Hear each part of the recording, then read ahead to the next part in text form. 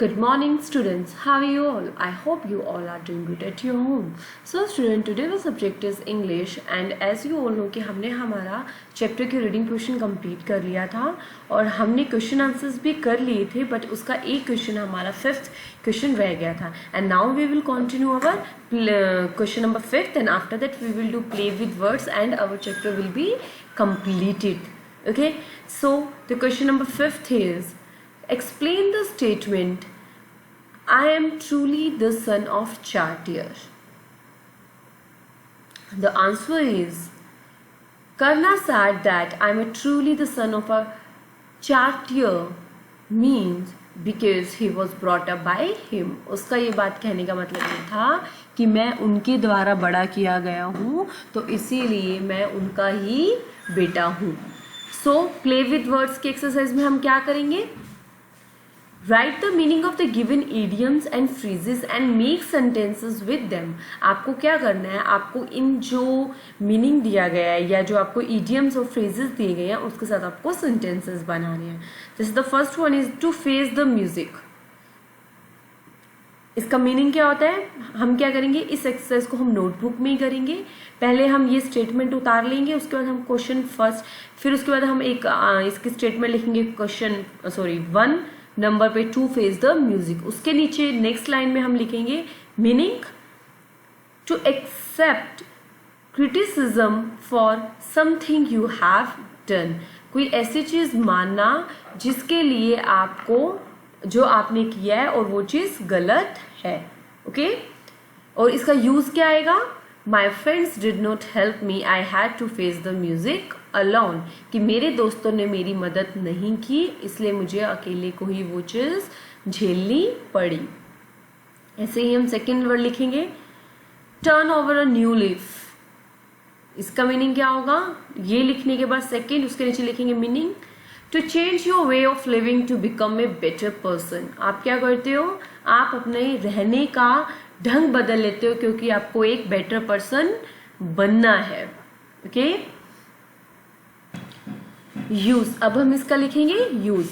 Leave your bad habits, try to run over a new leaf. कि तुम अपनी बुरी आदतें छोड़ के कुछ नया चेंज अपनी लाइफ में लाओ, कुछ बेटर पर्सन बनने के लिए. ओके, सो ऐसे ही हम थर्ड वाला लिखेंगे. हमारे पास थर्ड नंबर पे क्या है? Look before you leap. Look before you leap. इसका मीनिंग होता है use to advise somebody to think about the possible results and dangers of something before doing it. कि कोई भी किसी भी पर्सन को एडवाइस देना कि जो भी तुम करो उसके तुम्हारे पॉजिटिव रिजल्ट्स क्या हैं और तुम्हारे उसके डेंजरस रिजल्ट्स क्या हैं. ठीक है, तो आपको ये चीजें ध्यान रखनी है और इसी के बाद आप वो चीज करोगे. तो इसका यूज में हम कौन सा सेंटेंस लिखेंगे? It is very risky job, look before you leap. कि तुम ये जो जॉब तुम कर रहे हो ये बहुत ज्यादा रिस्की जॉब है, बट इसे करने से पहले तुम्हें सोचना चाहिए कि इसका रिजल्ट क्या आएगा और इसके कॉन्सिक्वेंसेस क्या आएंगे. Okay, so the next one is here call a spade. Call a spade means होता है to say exactly what you think without trying to hide your opinion. कि तुम सीधा वही बात कहो जो तुम कहना चाहते हो. ठीक है, और उसका यूज क्या आएगा? Call a spade a spade. I can not understand the way you are talking to me. कि तुम सीधा बोलो, डायरेक्ट बोलो जो तुम अपना ओपिनियन देना चाहते हो, मैं तुम्हारी बात नहीं समझ पा रहा हूं.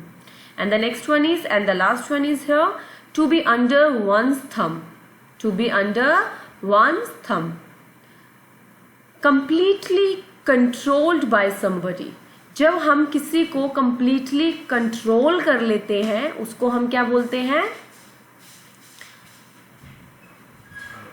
उसको हम क्या बोलते हैं?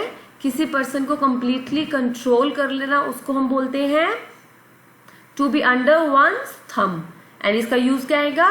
Ranjana is under Meena's thumb. She does what ever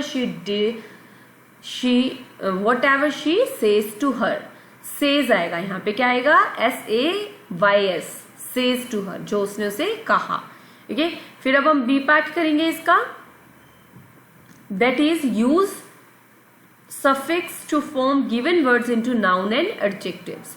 हमने क्या करना है? अराइव का नाउन लिखना है, डिक्लेयर का लिखना है, फेल का लिखना है. ओके, अराइव का नाउन क्या आएगा? अराइवल. पहुंच जाना। डिक्लेयर का नाम क्या आएगा? एग्रीमेंट, किसी चीज का एग्रीमेंट कर लेना। फेल का क्या आएगा? डेक्लरेशन। फेल का क्या आएगा? डेक्लरेशन। ओके। एग्री का क्या आएगा? एग्रीमेंट। एग्री का क्या आएगा? एग्रीमेंट। एंड प्रेस का क्या आएगा? प्रेशर। प्रेस का क्या आएगा? Pressure. Sorry, here I have a mistake. Declare का क्या आएगा बेटा? डेक्लरेशन। डिक्लेयर का क्या आएगा? डेक्लरेशन। और फेल का क्या आएगा? फेलियर। अराइव का अराइवल, डिक्लेयर का डेक्लरेशन, फेल का फेलियर, एग्री का एग्रीमेंट, प्रेस का प्रेशर। ओके, ये आपके क्या है? नाउन हो गया है। अब एडजेक्टिव्स करेंगे हम इसके। First one is skill. Skill का क्या आएगा? स्किलफुल। फूल का क्या आएगा? फुलिश। बेस का क्या आएगा? बेसिक। पर्सन का क्या आएगा? पर्सनल। पर्सनल। ब्यूटी का ब्यूटीफुल। ओके, सो आज का हमारा ये चैप्टर यहाँ पे कंप्लीट हो जाता है। Now we will do in the next video our next and the third chapter और the poem. Okay, so what you have to do is, आपको इसको अपनी नोटबुक में उतारना है इफ आपने कंप्लीट नहीं किया है, और आपको इसे लर्न भी करना है क्योंकि आपके एग्जाम्स, मिड टर्म्स एग्जाम्स में भी आएगा। So this is a video from cosmology international school. Have a good day students.